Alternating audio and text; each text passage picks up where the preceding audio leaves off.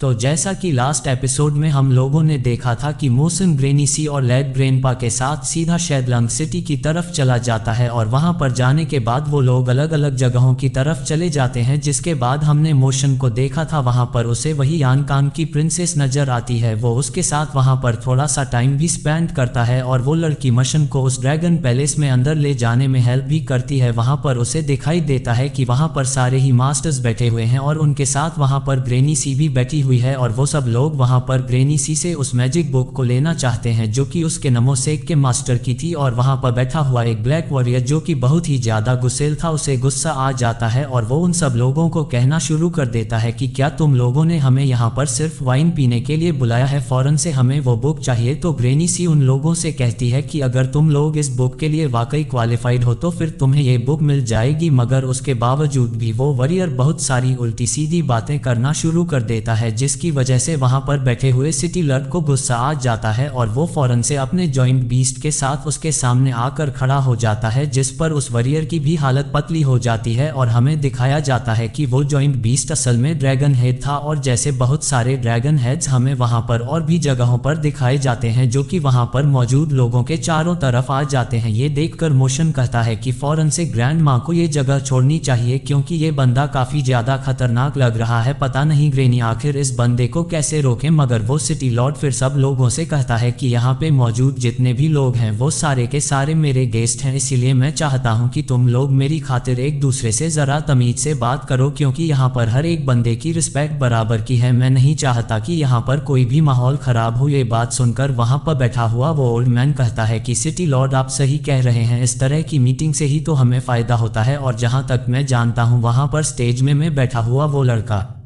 जरूर आपका बेटा होगा। ये बातें सुनने के बाद सिटी लॉर्ड का गुस्सा थोड़ा सा ठंडा पड़ जाता है और वो फौरन से अपने सारे के सारे ड्रैगन्स को समन कर लेता है। और फिर वहां पर अचानक से एक प्लेटफॉर्म के साथ दो वॉरियर्स अपीयर होते हैं। उनमें से एक लड़का सिटी लॉर्ड का बेटा था और दूसरा वॉरियर उसे चैलेंज करने के लिए आया था। और वहां पे बैठी हुई वो प्रिंसेस फिर मोशन को बताती है कि सुना है कि सिटी लॉर्ड की वाइफ वो कई सालों से गायब है। जब सिटी लॉर्ड का बेटा वो बिल्कुल छोटा था उस वक्त से लेकर अब तक उसकी वाइफ कहीं भी मिली नहीं, जिसकी वजह से उसका बेटा बगैर मां के पला बढ़ा है और वो पता नहीं कैसा बन गया है। सिटी लॉर्ड की वाइफ का सुनते ही मशद को अचानक से कुछ याद आता है। उसे याद आता है कि सिटी लॉर्ड की वाइफ को तो ग्रेनी सी ने एक गाय के अंदर बंद कर दिया था जिसे मोशन हर वक्त घास खिलाया करता था और फिर उसी ने ही मोशन को मारने की भी कोशिश की थी, जिसकी वजह से फिर ग्रेनी सी ने उसका खेल हमेशा के लिए खत्म कर दिया था। याद आते ही वो कहता है कि क्या वो लेडीज की मदर थी, वो तो बहुत ही बुरी थी, शुक्र है कि ये उसके साथ पला बढ़ा नहीं। इतने में अचानक वो लोग सामने की तरफ देखते हैं तो वहां पे मौजूद वो दूसरा वॉरियर उस यंग मास्टर से हार गया होता है और उससे कहता है कि मैं अब और नहीं लड़ना चाहता, प्लीज मुझे जाने दीजिए, ये लड़ाई आप जीत चुके हैं, मैंने अपनी हार मान ली है, अब मुझे जाने दीजिए। मगर वो उसे वहां से नहीं जाने देता, जिस पर वो वॉरियर वहां से भागने की कोशिश करता है तो नयू फौरन से उसे पकड़ते हुए उस पर एक के बाद एक अटैक करना शुरू कर देता है। उसकी स्पीड बहुत ही ज्यादा तेज होती है जिसकी वजह से उस ड्रैगन वॉरियर को भागने का कहीं भी मौका नहीं मिलता और वो यंग मास्टर अपनी सोट के साथ उस पर इतने खतरनाक अटैक करता है कि वो सब लोग बिल्कुल डर से जाते हैं कि आखिर यहाँ पर यह जानलेवा खेल क्यों खेला जा रहा है। और वो यंग मास्टर लड़ाई में इतना खतरनाक होता है कि उससे लड़ने के लिए कोई भी दोबारा हिम्मत नहीं करता। और इस तरफ वो यंग मास्टर फिर उस ड्रैगन वॉरियर को मारते हुए अपनी सोट उसकी बॉडी के अंदर घुसाते ही उसके हाथ को काट देता है और उसकी बॉडी को उठाकर सीधा एक ब्लड पूल में फेंक देता है जिसके अंदर बहुत सारे सी मॉन्स्टर्स होते हैं और वो वहां पर मौजूद उन बॉडीज को खत्म कर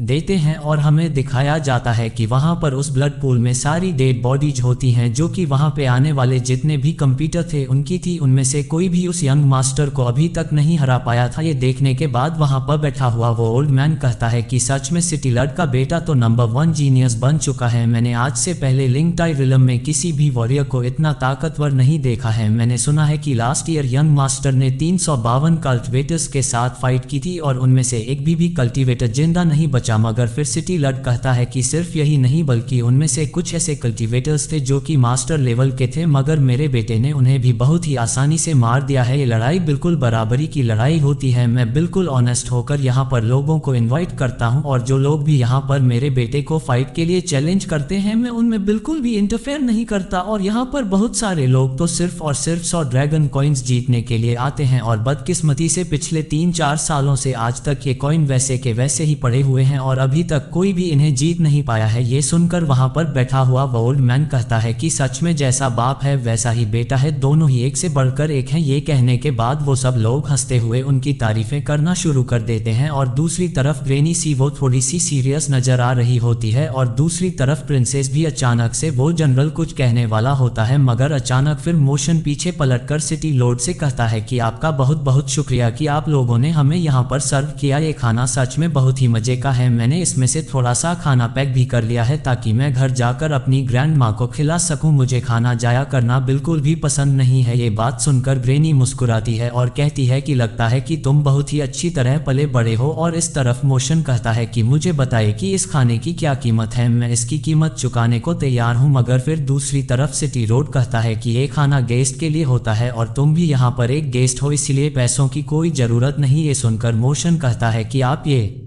पैसे नहीं लेना चाहते, पर मैं ये पैसे दिए बगैर यहाँ से नहीं जाऊंगा। उम्मीद है कि वो 100 कॉइन्स आपके लिए काफ़ी होंगे। ये बात सुनकर सिटी लॉर्ड गुस्से में आ जाता है और वहाँ पर ग्रैनी और वो प्रिंसेस वो दोनों बिल्कुल शॉक्ड हो चुकी थी कि आखिर इसने ये फैसला कैसे कर लिया। और इस तरफ मोशन फिर सिटी लॉर्ड से कहता है कि पहले मैं ज़रा किसी को ठिकाने लगा दूँ, उसके बाद मैं ये पैसे आपको दोबारा से पे करूँगा। इतना कहने के बाद वो फ़ौरन से वहाँ से नीचे उस प्लेटफॉर्म की तरफ चला जाता है जहाँ पर वो टियानी खड़ा हुआ होता है और मोशन उससे जाकर कहता है कि ब्रदर टियानी, उम्मीद है कि तुम ठीक हो गए। मैंने सुना है कि यहाँ पर की कल्टिवेटर्स आपस में फाइट करते हैं और जो भी यहाँ पर जीत जाता है उसे 100 कॉइन्स दिए जाते हैं। मगर मैं तुम्हें बता दूं कि मैं एक ऐसा लड़का हूँ जो कि अपने वेपन्स के बगैर फाइट नहीं करता, इसीलिए मैं पहले ही बता दूं कि मैं फाइट में अपने वेपन्स यूज करूंगा। और इस तरफ वो ओल्ड मैन कह रहा होता है कि ये लड़का पागल है क्या, 100 कॉइन जीतने के लिए ये अपनी जिंदगी को दाव पे लगा रहा है। क्या इस लड़के को मालूम भी है कि इसने किसे चैलेंज किया है। और दूसरी तरफ वो ब्लैक वॉरियर कहता है कि मैंने अक्सर इस तरह के यंग लड़कों को देखा है जो कि जज्बात में आ जाते हैं और फिर यंग एज में ही मारे जाते हैं। ये बात सुनकर वो प्रिंसेस थोड़ी सी घबरा गई थी और दूसरी तरफ उस प्रिंसेस की वो सर्वेंट उसे कुछ आकर कान में बताती है। तो इस तरफ सिटी लॉर्ड ये देखकर गुस्से में आ जाता है और वो कहता है कि मैंने सोचा नहीं था कि हम लोग अभी तक उस 17 बुक का फैसला नहीं कर पाएंगे। वैसे भी अभी तक उस बुक का कोई फैसला नहीं हुआ है कि वो किसके पास जाएगी, तो फिर कुछ देर के लिए ही सही हमें थोड़ा बहुत एंटरटेनमेंट देखने को मिल जाएगा। और फिर ग्रैनी सी कहती है कि चलो फिर इस गेम को और भी ज्यादा इंटरेस्टिंग बना देते हैं। हम लोग इस गेम पर एक बैट लगाते हैं, अगर सच में तुम्हारा बेटा टियानी यू जीत गया तो मैं वो मैजिक बुक तुम्हें दे दूंगी, और अगर वो हार गया तो फिर मेरे पास जो कुछ भी है वो तुम कभी भी मुझसे नहीं मांगोगे। ये बातें सुनकर वहां पर मौजूद सब लोग थोड़ा सा सरप्राइज हो जाते हैं, मगर फिर अचानक से सिटी लॉर्ड हंसना शुरू कर देता है। उसे लगा कि शायद ग्रैनी उसके साथ मजाक कर रही है। वो उससे कहता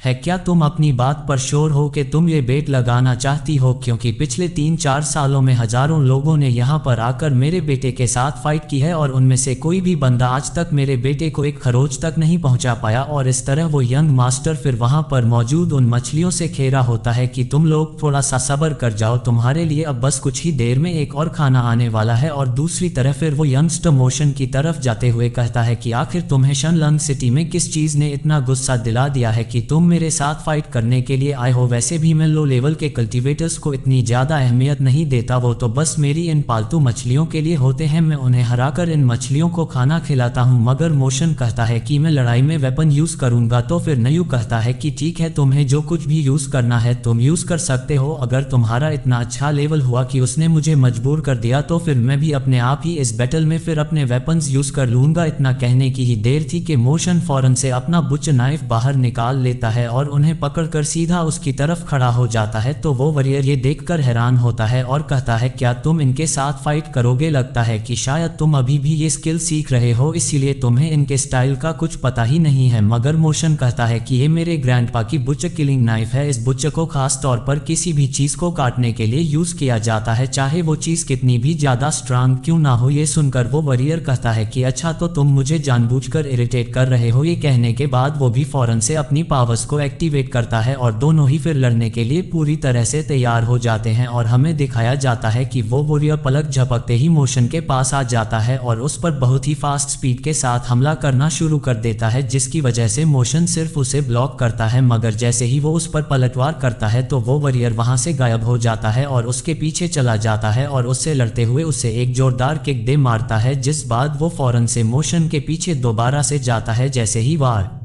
करने वाला होता है तो मोशन पलटकर दोबारा उसके अटैक को रोक लेता है, मगर वो वॉरियर अपने दूसरे हाथ के साथ फिर से मोशन पर एक जोरदार पंच के साथ अटैक करता है। मोशन को इससे चोट तो लगती है, मगर वो अपने बुच नाइफ के साथ उस पर जैसे ही वार करता है तो वो वॉरियर फौरन से मोशन के पीछे चला जाता है और उस पर अपनी से वार करता है तो मोशन दोबारा से वहां से गायब हो जाता है और उसके ऊपर से आते हुए फौरन से बुच नाइफ के साथ बहुत ही खतरनाक फायर को रिलीज करते हुए उस पर बहुत ही खतरनाक अटैक करना शुरू कर देता है, जिसकी वजह से मोशन की स्पीड अब और भी ज्यादा खतरनाक हो गई थी और उसके अटैक भी काफी स्ट्रांग बन गए थे। इस तरह उस वॉरियर को अब मोशन से लड़ने में थोड़ी सी दिक्कत का सामना करना पड़ रहा था, क्योंकि मोशन अपनी स्पीड को काफी तेजी के साथ बढ़ाता जा रहा था और ऊपर से फिर मजबूरन उस वॉरियर को भी अपनी लाइटनिंग पावर को एक्टिवेट करना पड़ जाता है। इस तरह वो मोशन को किसी तरह होल्ड कर लेता है, मगर मोशन वो उसे जोर से टक्कर मारते हुए पीछे धकेल देता है, जिस पर वो यंग मास्टर गुस्से में आकर मोशन पर अपनी लाइटनिंग फिश के साथ हमला करता है। तो मोशन वहां से पीछे जाता है और जाते हुए उस पर अपने बुच नाइफ के साथ बहुत सारे स्प्लैश अटैक करना शुरू कर देता है, जिसकी वजह से ये देखने के बाद दूसरी तरफ टन्यो वो फौरन से ये देखने के बाद वो वहां पर एक डीमन आई टेक्निक को यूज करते हुए फौरन से गायब हो जाता है, जिसके बाद हमें फिर वहां पर कुछ डेमोनिक आइज अपीयर होती हुई दिखाई देती हैं और दूसरी तरफ टनी वो मोशन से कह रहा होता है कि इस छोटी सी बैटल के बीच में मैंने तुम्हें बहुत ज्यादा नोट कर लिया है, तुम्हारे हर एक एक्शन को और तुम्हारे हर एक रिस्पांस को मैं अच्छी तरह से देख रहा हूं, तुम अब काफी वीक पड़ते जा रहे हो। ये देखने के बाद मोचन फौरन से उस पर हमला करता है तो वो वॉरियर खुद को बहुत ही आसानी से बचा लेता है और मोशन देखता है कि वो डेमन आइज वो मोशन के बिल्कुल चारों तरफ आ गई है और हमें दिखाया जाता है कि वहां पर बैठी हुई मिसेस हुआंग लिन कहती है कि ये 8 आई डीमन टेक्निक तो काफी खतरनाक होती है, क्योंकि ये हेवनली पहले से बिलोंग करती है। लगता है कि यंग मास्टर टनू ने ये टेक्निक अपने फादर से सीखी होगी, यही वजह है कि उसने इतनी यंग एज में अपनी वाइटल की को 8 आई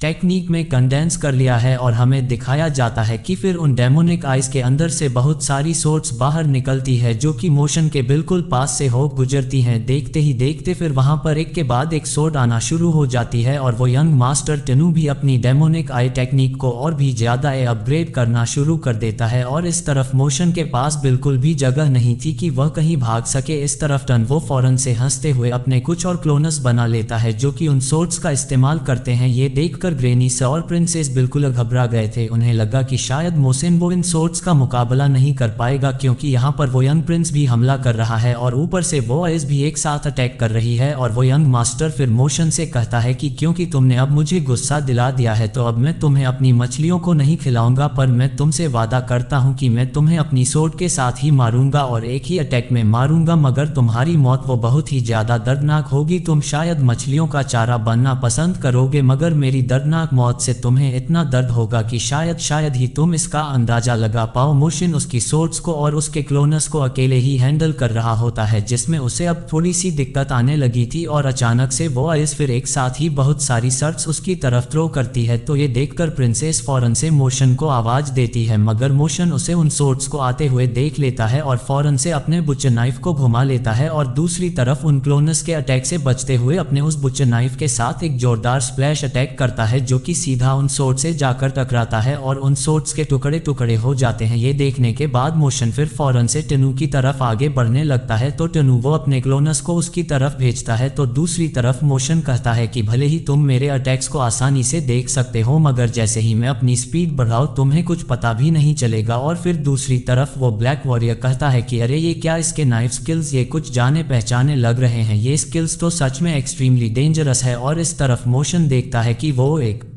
आई के बिल्कुल करीब आ गया है और वो जैसे ही शॉट से वार करती है तो मोशन उससे बाल बाल बचता है। और दूसरी तरफ फिर वो सब लोग कह रहे होते हैं कि आखिर ये लड़का कहाँ से आया है। इस तरफ मोशन वो अपनी एनर्जी का अटैक करते हुए उस जग मास्टर को मारने की कोशिश करता है, मगर उसके क्लोनस बीच में आकर उस अटैक को रोक लेते हैं। ये देखकर टिनयू भी हैरान होता है कि आखिर ये लड़का इतना फास्ट कैसे होता जा रहा है। जैसे जैसे ये फाइट करता जा रहा है इसकी स्पीड बढ़ती जा रही है और इसकी स्ट्रेंथ तो पहले के मुकाबले में ज्यादा बढ़ चुकी चुकी है। ये देखने के बाद सिटी लॉर्ड उस लड़ाई को रोकने के लिए खड़ा होता है तो फौरन से ग्रैनी सा उसे रोक लेती है और कहती है कि मुझे उम्मीद है कि सिटी लॉर्ड इस लड़ाई में इंटरफेयर नहीं करेंगे, क्योंकि उन्हें तो मालूम है ना कि यहाँ के रूल्स क्या हैं। उसके बुच्चर नाइफ को पकड़ने के स्टाइल को देखकर वो जनरल कहता है कि ये नाइफ होल्डिंग स्किल्स तो एक एंस कल्टीवेटर के स्टाइल के जैसा है। एंड टाइम में जब भी लड़ाइयाँ हुआ करती थी तो एनसेट वॉरियर इसी तरह ही अपने नाइफ को छुपाया करते थे और दुश्मन को लगता था कि शायद उनके पास कुछ भी नहीं है, मगर जैसे ही वो वॉरियर्स अपने दुश्मन के करीब पहुंचते थे तो अपने वेपन के साथ उनकी धज्जियां उड़ा देते थे। और इस तरफ मुसेन वोटन यू से फाइट करते हुए कह रहा होता है कि अभी तक इस लड़के ने अपना फाइनल अटैक नहीं किया है, मुझे देखना होगा कि इसका फाइनल अटैक कितना ताकतवर हो सकता है। वो वॉरियर फौरन से अपने क्लोनस के साथ मोशन की तरफ जैसे आगे बढ़ता है तो हम देखते हैं कि मोशन वो फौरन से ग्रैंडपा यवान से की सिखाई हुई एक और टेक्निक को यूज करता है। उसके इस अटैक को देखते हुए वहां पर मौजूद सब लोग शॉक्ड होते हैं और वो कहते हैं कि ये जरूर एंट वॉरियर का कोई डिसाइल है जो कि उस तरह के टेक्निक को यूज कर रहा है। और इस तरफ हम देखते हैं कि मोशन वो वहां पर शॉट एंड डाउन टेक्निक को यूज करते हुए सारे के सारे क्रॉन्स को उड़ाकर रख देता है। और यहाँ पर हमें पता चलता है कि एंड टाइम में ग्रैंडपा यवान जीआई वो अपने एक सेट में अपने डिसाइल्स को सिखाया करता था, मगर जब उसके कंट्री को डिस्ट्रॉय कर दिया गया तो उसने लोगों को सिखाना बंद कर दिया और फौरन से एम्परर के घर में घुसकर अपने ही वेपन के साथ उसका सर धड़ से अलग कर दिया। और इस तरफ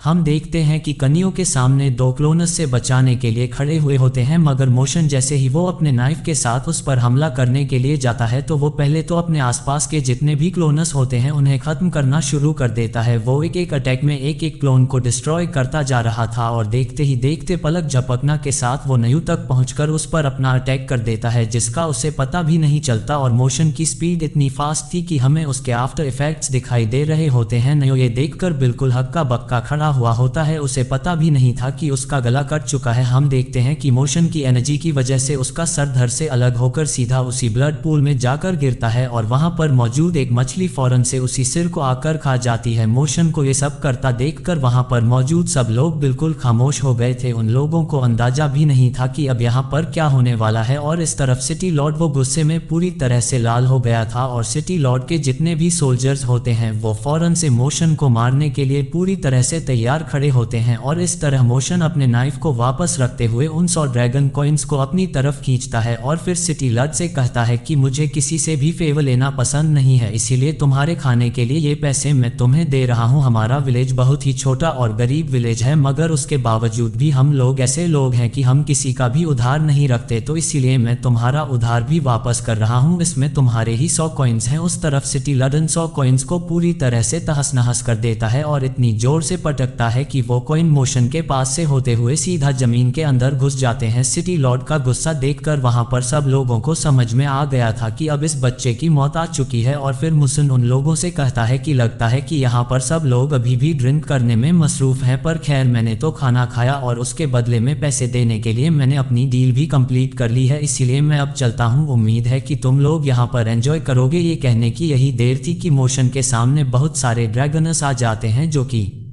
बहुत ही ज्यादा गुस्से में लग रहे थे। और फिर सिटी लॉर्ड कहता है कि सब लोग फौरन से खत्म कर दो। इससे ये कहने की देर थी कि मोशन पलक झपकते ही वहां से भाग जाता है। उसकी स्पीड देखकर जनरल को काफी हैरानी होती है और उसे याद आता है कि जी तो बिल्कुल वैसे ही स्पीड है जैसी कि उस दिन उस शिप के अंदर उस चोर की थी। उसने मेरा एक जेड स्टोन चुरा लिया था। लगता है कि ये उसी थीफ का कोई डिसाइल है, इसी ने ही उससे टीचिंग्स ली होंगी। और इस तरफ हम देखते हैं कि जैसे ही सिटी लॉर्ड खड़ा होता है तो ग्रैनी सी अपनी नीडल टेक्निक के जरिए उसे रोक लेती है और कहती है कि ऐसा लगता है कि शायद अब उस लड़के को कोई भी नहीं रोक सकता, मगर क्योंकि मैं ये शर्त जीत चुकी हूँ तो इसीलिए मैं अब वो मैजिक बुक किसी को भी नहीं देने वाली। तुम लोग यहाँ पर बैठकर आराम से एंजॉय करो, मैं जाकर अपना वो जैद सूत्रा ले लेती हूँ। उम्मीद है कि सिटी लॉर्ड अपनी हार मान लेंगे। ये देखकर वो सब लोग बिल्कुल खामोशी के साथ बैठे हुए होते हैं और इतने में ग्रैनी सा फौरन से गायब हो जाती है और वो सब के सब लोग फौरन से फिर ग्रैनी सा का पीछा करने के लिए उसके पीछे पीछे पैलेस से बाहर निकल जाते हैं। और फिर सिटी लॉर्ड सब लोगों से कहता है कि फौरन से अपनी आर्मी को भेजो और उस लड़के को तलाश कर वो हर हाल में यहाँ पर मरना चाहिए। ये देखकर वो यंग प्रिंसेस जिन यांग से कहती है कि उस लड़के का यहाँ से निकलना अब और भी ज्यादा मुश्किल हो जाएगा, क्योंकि अब यहाँ पर पूरी तरह से मार्शल इम्पोज होने वाला है। मगर वो जनरल कहता है कि 7th प्रिंसेस आपको उस लड़के के लिए परेशान होने की कोई जरूरत नहीं, हम यान कांग की आर्मी में से हैं, इसीलिए हमारा रास्ता कोई भी नहीं रोक सकता। हम लोग कल सुबह ही अपने अगले स्टेशन की तरफ निकल जाएंगे, मगर उससे पहले हमें सिटी लॉर्ड की थोड़ी सी हेल्प करके उसे भी स्टेबलाइज करना होगा। और फिर दूसरी तरफ बाहर लोग बातें कर रहे होते हैं कि सुना है कि वो नया लड़का वो काफ़ी ताकतवर है, और वहीं पे ही मोशन भी वहाँ से जा रहा होता है और वो कहता है कि उस यंग मास्टर को मारने का कोई फ़ायदा नहीं हुआ, अब तो मैं और भी ज़्यादा मुसीबत में पड़ गया हूँ। मुझे फ़ौरन से ग्रेनी सी और ब्लाइंड ग्रैंडपा को ढूंढना होगा ताकि मैं जल्द से जल्द यहाँ से निकल सकूँ, वरना ये लोग बले की आग में मुझे भी मार डालेंगे। अचानक उसे फील होता है